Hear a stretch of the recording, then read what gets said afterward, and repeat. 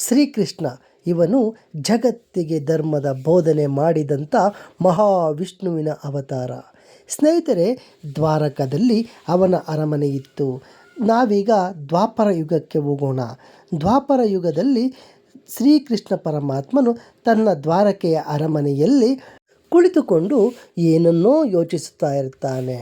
ಇತ್ತ ಅವನ ವಾಹನವಾದ ಗರುಡ ದೇವನಿಗೆ, ಅವನ ಆಯುಧವಾದ ಸುದರ್ಶನಿಗೆ ಹಾಗೂ ಅವನ ಹೆಂಡತಿಯಾದ ಸತ್ಯಭಾಮೆಗೆ ಅಹಂಕಾರ ತುಂಬಿ ತುಳುಕುತ್ತಿರುತ್ತದೆ.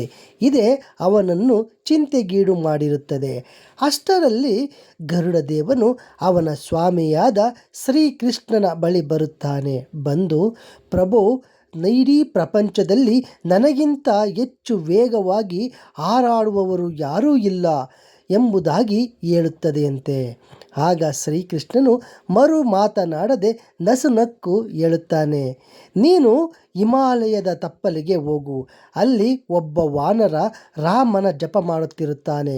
ಅವನಿಗೆ ಹೋಗಿ ಹೀಗೆ ಹೇಳು, ದ್ವಾರಕೆಯಲ್ಲಿ ನಿನ್ನ ಸ್ವಾಮಿ ಶ್ರೀರಾಮಚಂದ್ರನು ನಿನಗಾಗಿ ಕಾಯುತ್ತಿದ್ದಾರೆ, ನಿನಗೆ ಸಂದೇಶವನ್ನು ಕಳಿಸಿದ್ದಾರೆ, ಇಷ್ಟು ಮಾತ್ರ ಹೇಳು ಎಂಬುದಾಗಿ ಹೇಳುತ್ತಾನೆ.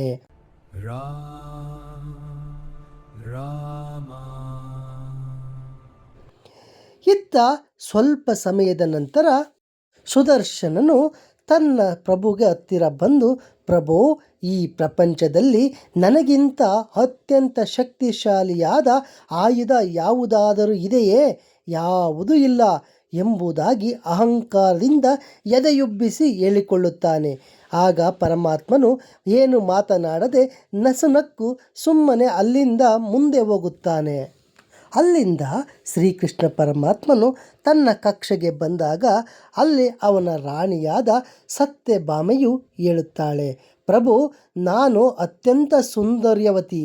ನೀವು ತ್ರೇತಾಯುಗದಲ್ಲಿ ಶ್ರೀರಾಮಚಂದ್ರನಾಗಿದ್ದಾಗ ನಿಮ್ಮ ಹೆಂಡತಿಯಾಗಿದ್ದ ಸೀತಾಮಾತೆ ಎಷ್ಟು ಸುಂದರವಾಗಿದ್ದೇನೆ ಅಲ್ಲವೇ ಎಂಬುದಾಗಿ ಅಹಂಕಾರದಿಂದ ತನ್ನ ಸೌಂದರ್ಯದ ಬಗ್ಗೆ ವರ್ಣಿಸಿಕೊಳ್ಳುತ್ತಾಳೆ. ಆಗಲೂ ಸಹ ಶ್ರೀಕೃಷ್ಣ ಪರಮಾತ್ಮನು ಏನನ್ನು ಮಾತನಾಡದೆ ನಸುನಕ್ಕು ಅಲ್ಲಿಂದ ಮುಂದೆ ಹೋಗುತ್ತಾನೆ.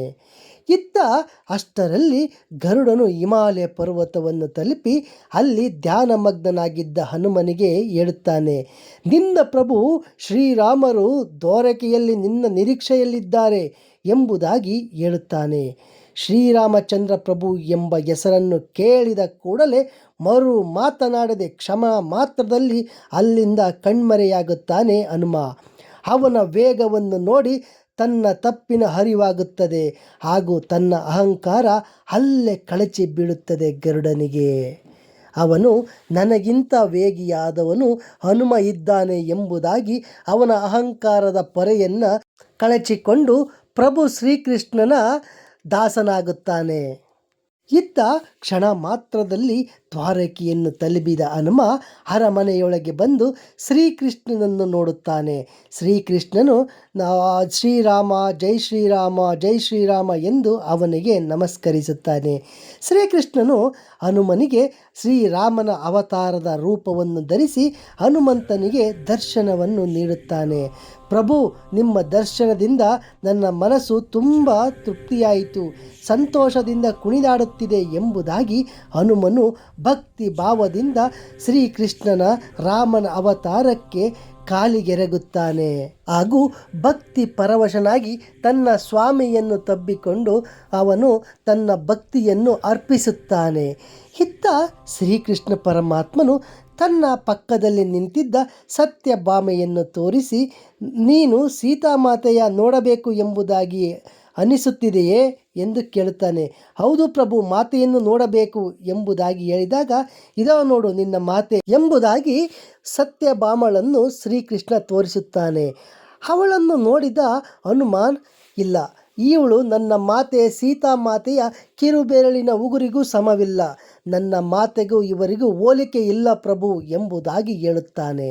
ಆಗ ಸತ್ಯಭಾಮಳಿಗೆ ತನ್ನ ಅಹಂಕಾರದ ಪೊರೆ ಕಳಚಿ ಬೀಳುತ್ತದೆ, ತನ್ನ ತಪ್ಪಿನ ಅರಿವಾಗುತ್ತದೆ ಹಾಗೂ ತಾನು ಅಹಂಕಾರದ ಎಲ್ಲೆಯನ್ನು ಮೀರಿದ್ದೇನೆ ಎಂದು ಅರಿವಾಗಿ ಶ್ರೀಕೃಷ್ಣನಿಗೆ ಶರಣು ಹೋಗಿ ತನ್ನ ಅಹಂಕಾರವನ್ನು ಬಿಟ್ಟು ಬಿಡುತ್ತಾಳೆ.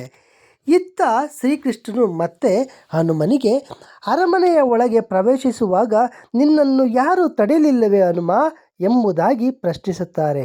ಆಗ ಹನುಮನು ಹೇಳುತ್ತಾನೆ, ಪ್ರಭು, ನಾನು ಅರಮನೆ ಮುಂಭಾಗಕ್ಕೆ ಬಂದಾಗ ಸುದರ್ಶನನು ನನ್ನನ್ನು ತಡೆಯಲು ಪ್ರಯತ್ನಿಸಿದ. ಅಷ್ಟೇ ಅಲ್ಲದೆ ನಾನು ನನ್ನ ಪ್ರಭುವನ್ನು ನೋಡುವ ಆಸೆಯು ಅತಿಯಾಗಿದೆ, ನನಗೆ ಯುದ್ಧ ಮಾಡಲು ಸಮಯವಿಲ್ಲ ಎಂದು ಹೇಳಿದರೂ ಸಹ ಅವನು ಕೇಳಲೇ ಇಲ್ಲ ಪ್ರಭು. ಆದ್ದರಿಂದ ಅವನೊಡನೆ ಸ್ವಲ್ಪ ಸಮಯ ನಾನು ಯುದ್ಧ ಮಾಡಬೇಕಾಯಿತು. ಕೊನೆಗೆ ನನಗೆ ಸಮಯದ ಅಭಾವವಿದ್ದಿದ್ದರಿಂದ ಅವನನ್ನು ನಾನು ಬೃಹದಾಕಾರವಾಗಿ ಬೆಳೆದು ನುಂಗಿಬಿಟ್ಟೆ ಹೇಳುತ್ತಾನೆ. ಹಾಗೂ ಈಗ ಸುದರ್ಶನನು ನನ್ನ ಹೊಟ್ಟೆಯಲ್ಲಿ ಅಥವಾ ಉದರದಲ್ಲಿ ಸುರಕ್ಷಿತವಾಗಿದ್ದಾನೆ ಪ್ರಭು ಎಂಬುದಾಗಿ ಹೇಳುತ್ತಾನೆ. ಆಗ ಶ್ರೀಕೃಷ್ಣ ಪರಮಾತ್ಮನು ನಸುನಗುತ್ತಾನೆ, ಪ್ರಭು, ನಿಮ್ಮ ಅಣತಿ ಇದ್ದರೆ ನಾನು ಈಗ ಸುದರ್ಶನನನ್ನು ನನ್ನ ಉದರದಿಂದ ಆಚೆ ಹಾಕುತ್ತೇನೆ, ಏಕೆಂದರೆ ನನಗೆ ನನ್ನ ಬಂದ ಕೆಲಸವಾಯಿತು, ನನ್ನ ಪ್ರಭುವಿನ ಶ್ರೀ ದರ್ಶನವಾಗಿತ್ತು. ಈಗ ಅವನನ್ನು ಆಚೆ ಬಿಡುತ್ತೇನೆ, ನಿಮ್ಮ ಒಪ್ಪಿಗೆ ಇದೆಯೇ ಎಂಬುದಾಗಿ ಕೇಳಿದಾಗ ಶ್ರೀಕೃಷ್ಣನು ನಸುನಗುತ್ತಾನೆ. ಆಗ ಹನುಮಾನನು ತನ್ನ ಹೊಟ್ಟೆಯೊಳಗಿದ್ದ ಸುದರ್ಶನನನ್ನು ಆಚೆ ಹಾಕುತ್ತಾನೆ. ತಾನೇ ಪ್ರಪಂಚದಲ್ಲಿ ಅತ್ಯಂತ ಶಕ್ತಿಶಾಲಿ ಆಯುಧ ಎಂದು ಅಹಂಕಾರದಿಂದ ಬೀಗುತ್ತಿದ್ದ ಸುದರ್ಶನಿಗೆ ತನ್ನ ಅಹಂಕಾರದ ಪೊರೆ ಕಳಚಿಬಿದ್ದು ತನ್ನ ತಪ್ಪಿನ ಅರಿವಾಗಿರುತ್ತದೆ. ನನ್ನನ್ನೇ ನುಂಗುವಂಥ ಮಹಾವೀರನೊಬ್ಬನಿದ್ದಾನೆ ಎಂಬುದಾಗಿ ಅಂದುಕೊಳ್ಳುತ್ತಾನೆ. ಹಾಗೂ ತನ್ನ ಪ್ರಭು ಶ್ರೀಕೃಷ್ಣನ ಬಳಿ ಹೋಗಿ ಕ್ಷಮೆ ಕೇಳಿ ತನ್ನ ತಪ್ಪಿನ ಅರಿವಾಗಿದೆ ಪ್ರಭು ಎಂದು ತನ್ನನ್ನು ಮನ್ನಿಸುವಂತೆ ಕೇಳಿಕೊಳ್ಳುತ್ತಾನೆ. ಹೀಗೆ ಶ್ರೀಕೃಷ್ಣ ಪರಮಾತ್ಮನು ಒಬ್ಬನೇ ಒಬ್ಬ ಹನುಮಂತನಿಂದ ಸುದರ್ಶನ, ಗರುಡ ಹಾಗೂ ಸತ್ಯಭಾಮೆಯರ ಅಹಂಕಾರದ ಪೊರೆಯನ್ನು ಕಳಚುತ್ತಾನೆ. ಇದಕ್ಕೆ ಅಲ್ಲವೇ ಹೇಳುವುದು, ಮನುಷ್ಯನಿಗೆ ಯಾವತ್ತೂ ಸಹ ಅಹಂಕಾರ ಭೂಷಣವಲ್ಲ, ಯಾರಿಗೂ ಸಹ ಅಹಂಕಾರ ಅಲಂಕಾರವಾಗಬಾರದು.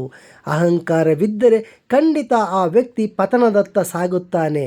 ಅಹಂಕಾರ ಆ ಮನುಷ್ಯನಿಗೆ ಅತ್ಯಂತ ದೊಡ್ಡ ಶತ್ರು ಎಂಬುದಾಗಿ ಅದಕ್ಕಾಗಿಯೇ ಶ್ರೀಕೃಷ್ಣ ಪರಮಾತ್ಮ ಹೇಳಿರುವುದು. ನಂತರ ಸುದರ್ಶನ, ಸತ್ಯಭಾಮ ಹಾಗೂ ಗರುಡ 3 ಜನ ಒಟ್ಟಿಗೆ ಬಂದು ಶ್ರೀಕೃಷ್ಣನ ಕ್ಷಮೆ ಕೇಳುತ್ತಾರೆ. ಹಾಗೂ ತಮ್ಮ ಅಹಂಕಾರವನ್ನು ಕಳಚಲು ನೀವು ಹನುಮಾನನನ್ನು ಕರೆಸಬೇಕಾಯಿತೆ ಎಂಬುದಾಗಿ ಹೇಳುತ್ತಾರೆ. ಆಗ ಶ್ರೀಕೃಷ್ಣನು ನಸುನಕ್ಕು, ನೀವೆಂದೂ ಸಹ ಅಹಂಕಾರ ಪಡೆದುಕೊಳ್ಳಬೇಡಿ. ಅಹಂಕಾರ ಮನುಷ್ಯನ ಮೊದಲ ಶತ್ರುವಾಗಿ ನಮ್ಮ ಎದುರಿಗೆ ನಿಲ್ಲುತ್ತದೆ. ನಾವು ನಮ್ಮಲ್ಲಿ ಮೊದಲು ನಮ್ಮ ಅಹಂಕಾರವನ್ನು ಜಯಿಸಬೇಕು ಎಂಬುದಾಗಿ ಹೇಳುತ್ತಾನೆ. ಹಾಗೂ ನಾವು ಎಷ್ಟೇ ಧೈರ್ಯಶಾಲಿ, ಶಕ್ತಿಶಾಲಿ ಹಾಗೂ ಸೌಂದರ್ಯವತಿ ಆಗಿದ್ದರೂ ಯಾವತ್ತೂ ಸಹ ನಮ್ಮ ಮೇಲೆ ನಾವೇ ಅಹಂಕಾರವನ್ನು ಪಟ್ಟುಕೊಳ್ಳಬಾರದು. ಸ್ನೇಹಿತರೆ, ಇಲ್ಲಿಗೆ ಈ ಕತೆ ಮುಕ್ತಾಯವಾಯಿತು. ಈ ಕತೆ ನಿಮಗೆ ಇಷ್ಟವಾಗಿದ್ದರೆ ದಯವಿಟ್ಟು ನನ್ನ ವಿಡಿಯೋಗೆ ಒಂದು ಲೈಕ್ ಕೊಡಿ ಹಾಗೂ IP ಕೊಡೋದನ್ನು ಮರಿಬೇಡಿ ಅಂತ ಹೇಳ್ತಾ ಮತ್ತೆ ಮುಂದಿನ ವಿಡಿಯೋದೊಂದಿಗೆ ನಿಮ್ಮನ್ನು ಭೇಟಿಯಾಗುತ್ತೇನೆ. ಅಲ್ಲಿಯವರೆಗೆ ಧನ್ಯವಾದಗಳು.